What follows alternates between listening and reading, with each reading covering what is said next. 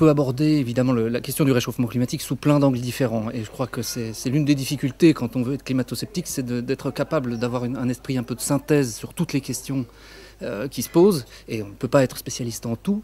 Moi, ce qui a été mon point d'entrée, c'est un point avec recul, et ça a été l'épistémologie. L'épistémologie, c'est-à-dire un regard sur la science et la façon dont elle se construit. On prend la science comme objet et on se demande comment elle évolue, comment une théorie naît, évolue, disparaît, renaît éventuellement de ses cendres après. Et quand on porte un regard épistémologique sur la question du réchauffement climatique, assez vite, on se rend compte qu'il y a un certain nombre de points qui posent problème. La science, en principe, n'avance pas comme ça, ne se fait pas comme ça. Il y a eu tout un tas d'innovations, notamment la création du GIEC, donc le groupe d'experts intergouvernemental sur l'évolution du climat, qui est un groupe d'experts qui a été créé à la fin des années 80 et qui survit aujourd'hui et qui rend des rapports tous les 5, 6 ou 7 ans. Et qui est une structure complètement nouvelle. On n'a jamais vu ça dans l'histoire des sciences, un ensemble de gens d'horizons différents qu'on rassemble pour dire la bonne parole sur une science donnée. Qui est une alliance entre, d'une part, des scientifiques et d'autre part, des politiques. Ça n'est pas du tout un organisme scientifique, le GIEC ne fait pas de recherche, il synthétise la recherche et il le fait sous l'œil des gouvernements, ce qui est assez bizarre. En principe, la science n'a pas besoin de ça pour avancer. La science n'a pas besoin d'un groupe d'experts et de porte-voix politiques pour avancer. On n'a jamais fait ça sur la relativité générale, sur la découverte de l'ADN ou sur autre chose. Donc c'est un peu bizarre. Ensuite, on voit rapidement, quand on met le nez dedans, qu'on a un mélange entre ce qui est de l'ordre de la recherche du vrai et du faux, ce que fait la science en général. Évidemment, c'est toujours un peu plus compliqué que ça, mais pour aller vite, disons que la fonction de la science, c'est un petit peu de séparer le vrai du faux. Et là, on est plutôt dans une logique qui consiste à séparer le bien du mal. Et donc, on ne cherche plus le vrai, on cherche le bien. Pourquoi pas, mais ça ne peut pas être de la science. On n'a pas le choix de ce qui est vrai. On ne peut pas décider que telle chose est bonne, telle théorie est valable parce qu'elle nous permettrait de sauver le monde, de réduire les inégalités ou ce genre de choses. On doit regarder les phénomènes pour ce qu'ils sont, y compris s'ils nous conduisent à des choses qui, politiquement, disons, ne seraient pas forcément ce qui irait dans notre sens. Donc là, c'est frappant de constater cette collusion-là, et avec un tout petit peu de regard historique, on sait très bien que ce type de choses conduit invariablement à l'échec de la science. Tous les exemples passés le montrent. Quand la science se mêle de dire le bien, d'une part elle se trompe, et ensuite elle s'affaiblit, et elle ne fait plus de vraie science. Les exemples, il y en a plusieurs. Alors c'est toujours un petit peu délicat de donner des exemples parce que ce sont souvent des exemples assez cruels et je ne pense pas qu'on soit de cet ordre-là de cruauté, mais l'exemple le plus proche, c'est sans doute l'affaire Lysenko, qui, donc dans les années 40 et 50, à l'époque de Staline, a vu l'émergence d'une biologie alternative qui s'opposait à la génétique telle qu'elle existait à l'époque et aux lois de Mendel. Et donc Lysenko, qui était ingénieur agronome, pensait remplacer cette théorie-là par une autre et a reçu le soutien politique de Staline.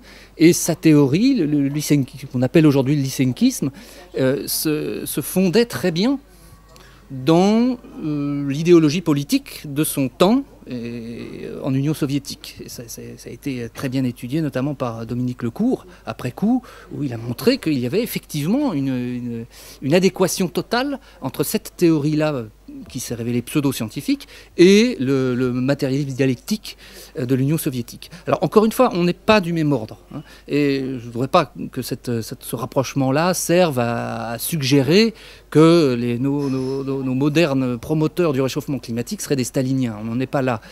C'est pas le propos. Le propos, c'est de dire, oui, il peut y avoir une communauté scientifique faite de gens compétents qui peut, pour des raisons diverses, se fourvoyer dans quelque chose qui n'est plus de la science et qui est de l'ordre de la pseudo-science. Et donc, il y a en parallèle à une vraie science qui est la climatologie, qui mérite tout à fait d'exister, une pseudo-science qui est pratiquée aussi par les scientifiques, exactement comme la numérologie à l'époque de Pythagore ou l'astrologie à l'époque de Kepler, qui est, bien, on pourrait dire, l'idée que la Terre serait une sorte d'organisme vivant, que nous devrions lui rendre hommage, faire attention, la traiter comme une sorte de divinité païenne. Et le point commun entre toutes les pseudosciences, à mon sens, c'est cette idée que ce qu'on étudie n'est pas un objet, mais un sujet, c'est quelqu'un. Quand on regarde le climat, on a l'impression que c'est une sorte de Dieu qui reflète ce que nous sommes, qui nous dit où est le bien et où est le mal, est-ce que nous faisons de bien, est-ce que nous faisons de mal. Donc ça, c'est assez... Ce qu'on voit aujourd'hui avec le climat, ça n'est pas très nouveau finalement. Avec un regard épistémologique, c'est qu'on a d'autres exemples assez comparables de phénomènes du même genre, d'errements scientifiques. C'est même assez intéressant d'observer la naissance d'une pseudoscience, hein, en même temps que la climatologie naît à son tour. Et on peut s'attendre qu'un jour, il y ait un nouveau Galilée, qu'il y ait un nouvel Archytas, qu'il y ait une modernisation réelle de la climatologie qui dira, maintenant, on étudie vraiment le climat et on arrête de se demander si nous sommes coupables, si nous avons péché, etc. Voilà ce que peut dire, à mon sens, un regard vraiment, disons, un peu lointain. C'est-à-dire qu'évidemment, après, il faut entrer plus dans les détails. Il est assez regrettable que ceux qui seraient le mieux en position de tenir ce discours ne le tiennent pas. Et malheureusement, les historiens des sciences, les épistémologues sont tombés aussi dans le panneau. Et ils veulent aussi faire le bien. Par exemple, on a Bruno Latour, qui est sociologue des sciences, qui est au départ quand même quelqu'un d'assez critique sur la science elle-même et qui aurait été, à mon sens, assez bien placé pour mener une critique de ce qui se passe. Au contraire, est allé complètement dans le sens du courant et il explique carrément que, pour savoir si le réchauffement climatique c'est vrai ou pas, il faut se demander qui est d'accord, qui n'est pas d'accord, et on constate que ceux qui n'y croient pas, ce sont souvent ceux qui sont aussi opposés à l'avortement. Et donc, voilà comment choisir son camp dans la controverse. C'est comme ça qu'il raisonne. Donc ça en dit long quand même sur l'abandon total de l'idée même de science, y compris par des gens qui quand même sont censés avoir un certain recul et une certaine capacité à regarder les choses sans aller trop facilement dans le sens du courant. On a d'autres postures militantes, en France aussi, par exemple quelqu'un comme Ami Dahan, qui écrit carrément que le changement climatique, ça n'est pas juste une affaire de climat, mais c'est une affaire de la société tout entière qui doit se réformer de fond en comble. On a le même genre de choses chez Isabelle Stengers aussi, où en gros, l'idée c'est le climat, c'est juste une façon d'aborder la meilleure façon, enfin, comment faire. Avec le climat, on va savoir comment organiser la société. Et essentiellement, il s'agit de la réorganiser complètement avec un état d'esprit militant. On peut avoir cet état d'esprit militant. Le problème, c'est que, en principe, c'est quand même pas tout à fait comme ça qu'on travaille. Et qu'au moins, quand on a affaire à des sujets comme ça qui, effectivement, sont assez clivants, il serait nécessaire d'avoir les deux sons de cloche. C'est-à-dire qu'il faudrait aussi qu'il y ait des historiens des sciences, qu'il y ait des épistémologues pour dire on va prendre l'autre, on va avoir le courage de regarder les choses dans l'autre direction. Alors que je pense que, beaucoup de gens pensent de la même façon, je pense, que l'aspect épistémologique est crucial dans le débat, parce que c'est vraiment là qu'on a du recul, qu'on peut regarder les choses avec une certaine distance, et en plus, on a un bel objet. C'est-à-dire qu'au-delà de savoir si c'est vrai ou pas, on a quand même un objet épistémologique extraordinaire. Et c'est très regrettable que que si peu de monde ait l'idée de l'étudier en tant qu'objet épistémologique, sans essayer de dire pour ou contre Claude Allègre, quoi, en un mot, pour être un peu franco-français. Une porte d'entrée possible, ce sont les mathématiques, qui sont un des volets cruciaux de la chose, parce qu'on a affaire à des problèmes qui, pour une bonne part, sont des problèmes de nature statistique. Et donc, la question climatique, c'est pour une bonne part la question du traitement des données. Et quand on met un peu le nez dedans, qu'on regarde un petit peu comment les données sont travaillées et comment les courbes sont construites, on est assez vite conduit à penser que tout ça, ça repose quand même sur des choses très légères et très insuffisantes. Donc d'abord, il y a le problème de la qualité des données, de la façon dont elles sont stockées. Et on a eu l'exemple emblématique, qui est vraiment un cas d'école, qui est la fameuse courbe en crosse de hockey de Michael Mann et Bradley Hughes, donc paru en 1998, qui montrait donc il y avait une vraie esthétique de cette courbe, c'était une vraie décharge électrique. On avait l'éclair, hein, où on voyait il y en a plusieurs il y a plusieurs articles aussi, où on voyait la température du dernier millénaire à peu près stable, très légèrement descendante, et à partir du 19e siècle, milieu du 19e siècle, brutalement une remontée, une décharge électrique, et la courbe est dessinée en rouge à ce moment-là pour bien montrer l'événement, mais c'est un objet en soi, une icône en soi, et qui a eu un succès extraordinaire, qui apparaît 6 fois dans le rapport du GIEC de 2001, et qui a été donc, porté vraiment comme drapeau pendant plusieurs années de la part de ceux qui disaient, vous voyez bien, le climat se réchauffe et c'est forcément la faute de l'homme, parce que quand on voit effectivement une baisse très régulière, très calme, très apaisée pendant tout un millénaire, et que brutalement une hausse énorme a lieu d'un coup, on se dit, il s'est passé quelque chose qui n'a pas été prévu par la nature. Et cette courbe-là, la façon dont elle a été faite, c'est ni fait ni à faire. Elle est complètement fausse, et bon, on a fini par s'en rendre compte et par la faire disparaître discrètement. Mais les gens s'en souviennent. Et à chaque fois que j'interviens, que je vais voir des journalistes et que je leur parle de cette courbe, la plupart s'en souviennent. La plupart disent, oui, effectivement, j'ai vu cette courbe-là, donc qui a joué un rôle dans l'imaginaire collectif, pour aller vite, un rôle vraiment crucial. Et évidemment, il ne suffit pas, c'est le malheur de la médiatisation, c'est qu'il ne suffit pas de montrer qu'elle est fausse pour que automatiquement l'imaginaire associé se rectifie dans le même temps. Donc avec cette courbe, avec d'autres du même genre, on a tenté d'asseoir la théorie, la théorie dominante sur un réchauffement climatique d'origine humaine à partir de mathématiques qui sont lacunaires. Et d'une façon générale, on doit reprocher à la communauté des climatologues de ne pas assez interagir avec des statisticiens professionnels et d'avoir, disons, mis au point leur propre méthode sans se demander si c'était pertinent. On sait que les statistiques, c'est un très bel objet, mais il faut le manipuler, enfin, il faut le manier avec prudence. Parce que ça n'est pas facile. Alors on dit généralement qu'on peut faire dire aux statistiques ce qu'on veut. Il y a tout un tas d'histoires amusantes sur les statistiques. En vrai, si on utilise bien l'outil, il est efficace. Et il ne s'agit pas de dire qu'il ne faut pas faire de statistiques, bien au contraire, mais il faut l'utiliser à bon escient. Et c'est un métier en soi, et c'est pas pour rien qu'il y a des statisticiens professionnels, c'est parce qu'on ne s'improvise pas, statisticien. On a un autre exemple de façon un peu étrange de travailler et de donner des conclusions dans un rapport français. C'est le 4e rapport du genre, donc, qui a été commandé par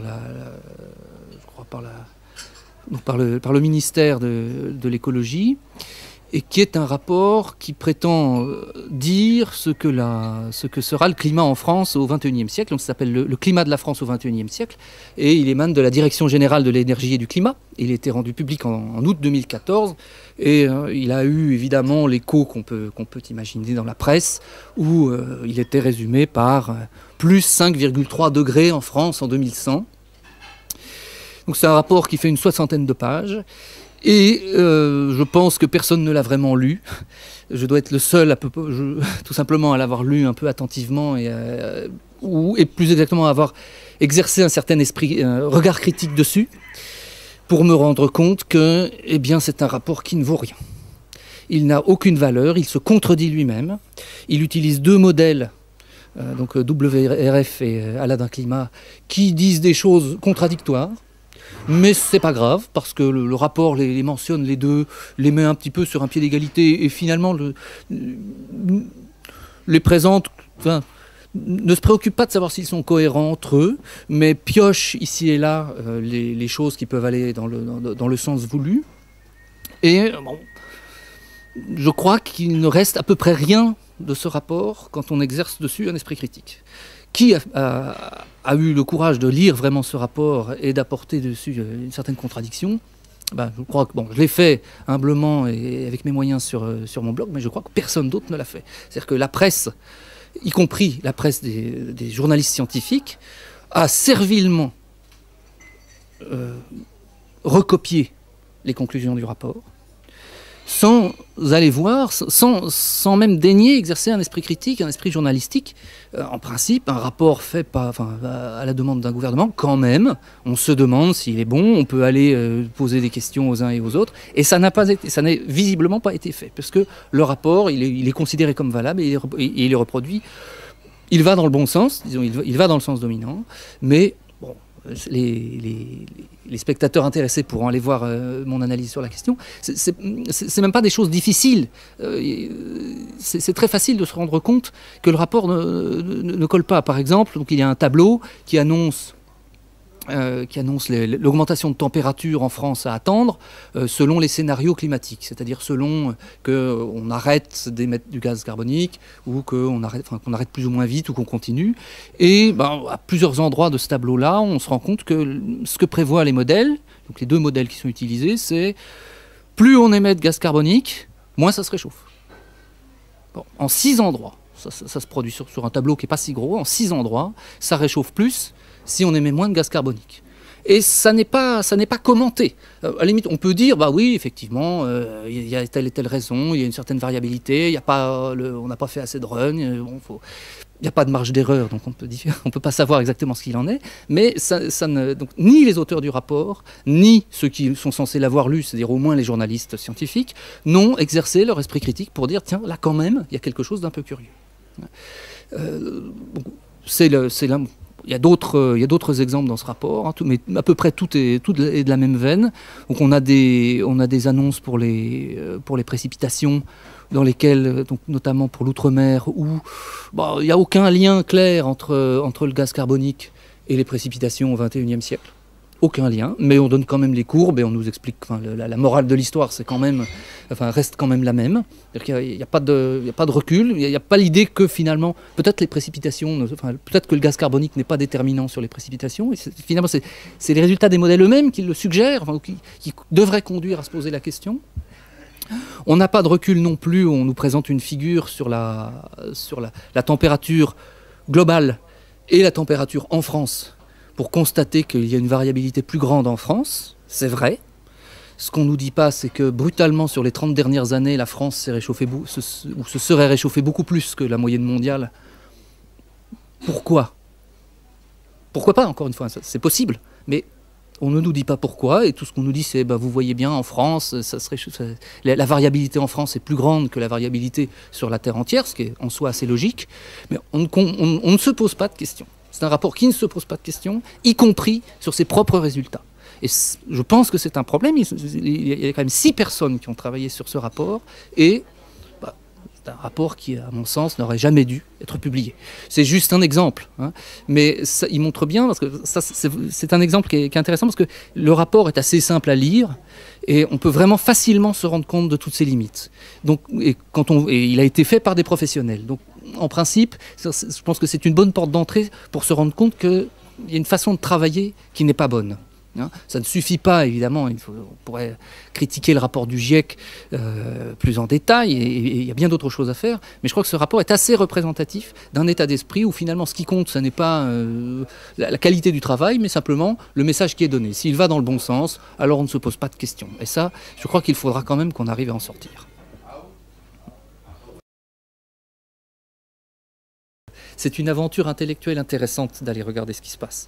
J'aime beaucoup l'histoire des sciences, la philosophie des sciences, et là, l'épistémologie, et là je suis face à un objet magnifique, hein, au-delà d'une certaine indignation parfois, parce que c'est vrai quand même, mais il faut aussi savoir dépasser l'indignation, la mettre de côté, et juste admirer la chose extraordinaire qui nous arrive, la création d'une pseudoscience à l'échelle mondiale.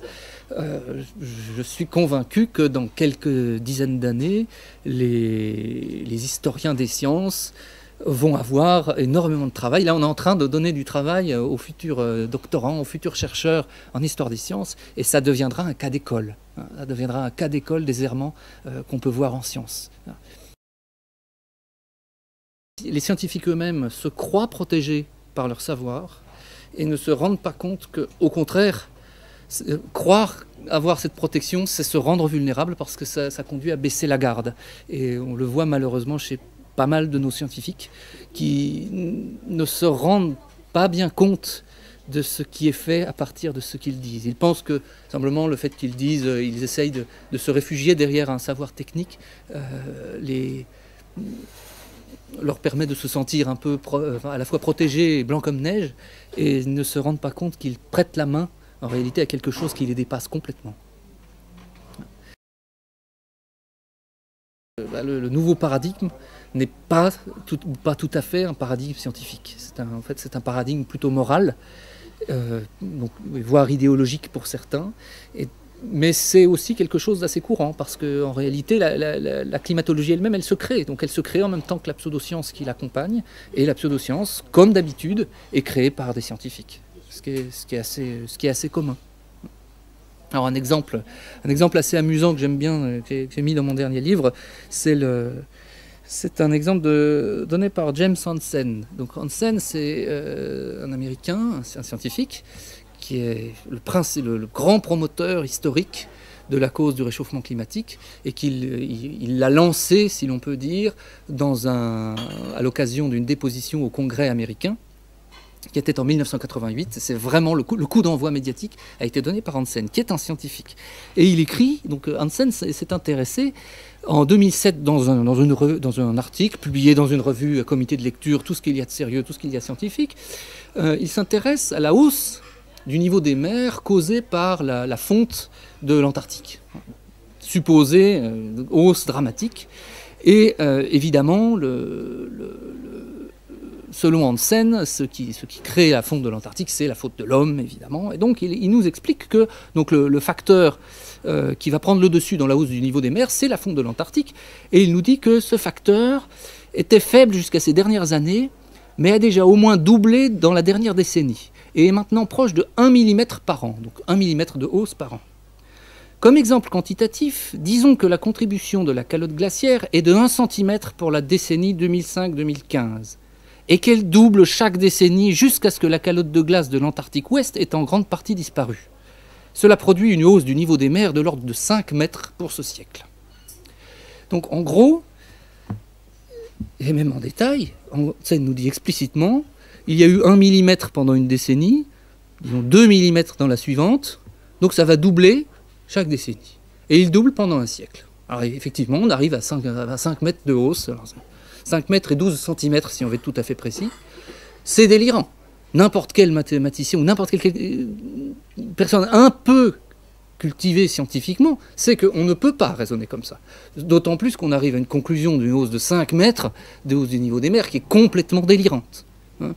En gros, même les plus pessimistes disent 1 mètre, ce qui est déjà largement au-dessus de ce que montrent les observations. On est plutôt sur une trentaine de centimètres, on est plutôt sur une hausse comparable à celle du XXe siècle, et on a à l'évidence affaire à une hausse, disons, qui s'exerce sur le temps long.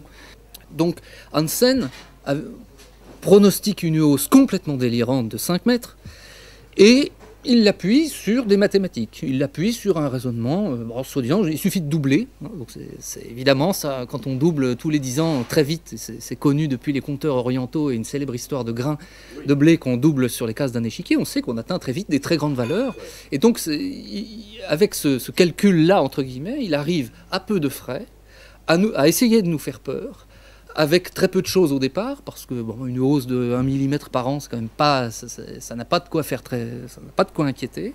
Et donc il l'habille d'atours mathématiques. Mais c'est complètement fallacieux, mais ça marche. Il faut croire que ça marche. Et ça marche même dans des revues au comité de lecture, parce que ça a été publié encore une fois dans une revue, tout ce qu'il y a de sérieux et d'académique, et ça a été republié après dans un livre. Donc c'est une illustration assez simple et assez significative du fait que dans cette affaire, on utilise des mathématiques, on utilise de la science, on utilise parfois même des choses très complexes, hein, qui donnent l'impression d'une certaine fiabilité, et en réalité, si on va dedans, eh bien souvent on se rend compte que ça ne fonctionne pas comme ça, et que, pour tout dire, on est très loin d'avoir vraiment compris ce qui est en train de se passer.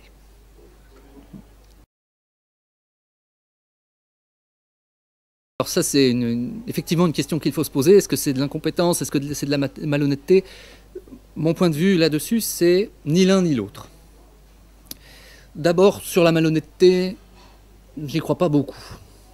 Je n'y crois pas beaucoup. Ça n'est pas très crédible. Tout simplement, ça n'est pas très crédible parce qu'on imagine quand même mal autant de gens se mettre à mentir pour une sorte de complot dont on ignore un peu les finalités.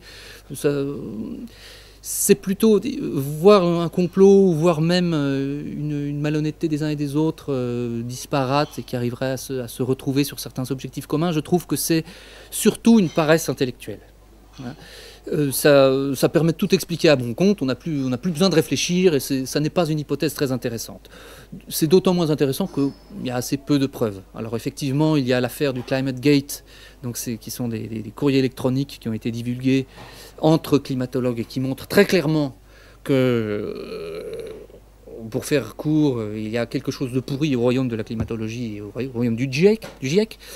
Mais bon, ça ne suffit pas, à mon avis, même ça, qui est vraiment un grand scandale, et on entend beaucoup trop peu parler en France, même ça ne suffit pas pour moi à dire que l'ensemble des scientifiques sont malhonnêtes. Il peut y avoir des scientifiques malhonnêtes, il y en a comme un peu partout. Je pense que c'est une minorité. Est-ce que c'est de l'incompétence? Non plus. Je pense que beaucoup de climatologues sont compétents. Et travaillent, disons, honnêtement et font probablement aussi progresser les choses, hein, parce que malgré tout, les moyens qui ont été mis dans cette affaire-là, s'ils sont utilisés, si on fait abstraction, disons, de leur finalité un peu illusoire, peuvent par ailleurs apporter des renseignements intéressants. On va par exemple avoir dans peu de temps 10% des balises Argo qui sont réparties dans les océans, qui vont pouvoir mesurer le pH des océans, donc l'acidité des océans, parce qu'on s'inquiète de l'acidification des océans. On peut penser, c'est mon cas, qu'on s'inquiète encore pour rien et qu'on recycle en fait la peur du réchauffement, la peur de l'acidification des océans, mais il reste que connaître l'évolution de l'acidité des océans et avoir des données précises sur le pH de l'océan, c'est quelque chose de très intéressant et qui permettra à terme effectivement de faire avancer la science. On a plutôt affaire à donc pour expliquer ça, on a affaire à beaucoup de choses. On aura besoin de temps pour comprendre vraiment ce qui s'est passé.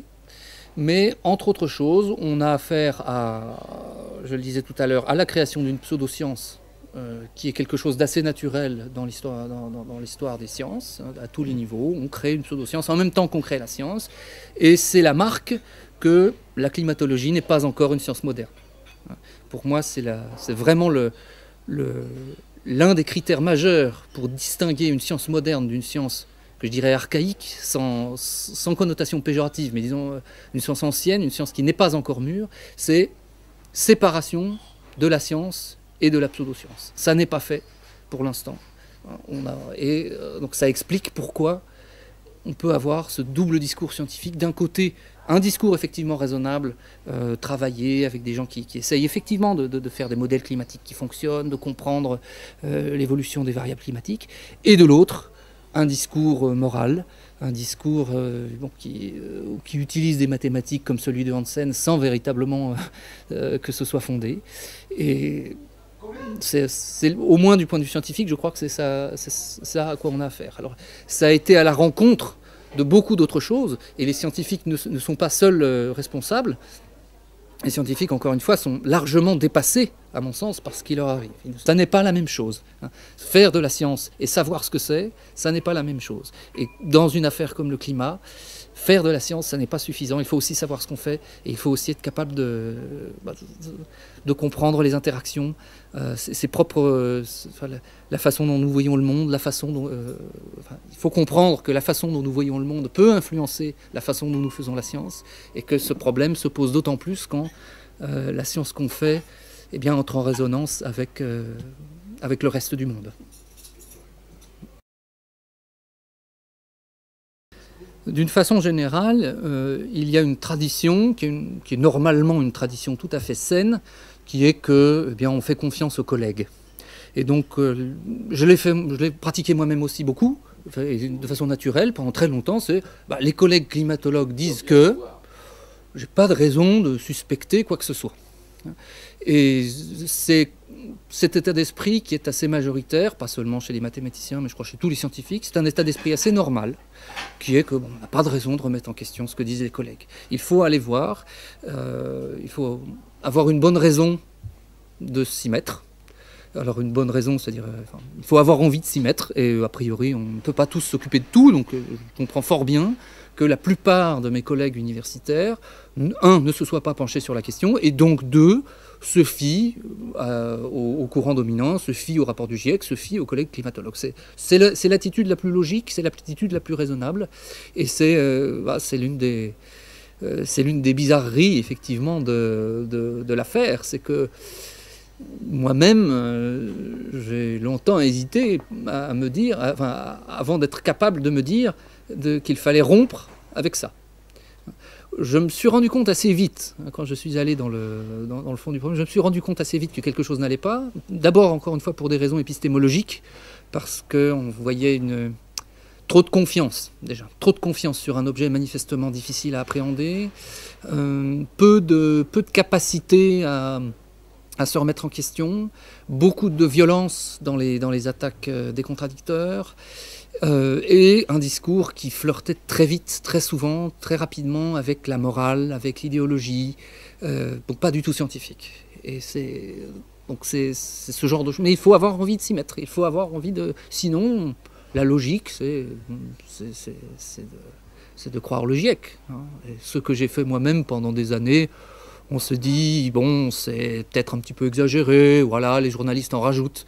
Et c'est quand on va creuser un peu et qu'on se rend compte que les scientifiques eux-mêmes sont d'accord et ne prennent pas de distance avec tout ça, qu'on se dit, là, en principe, là, il y a un clignotant épistémologique qui s'allume et on se dit, ah, il y a quelque chose qui cloche.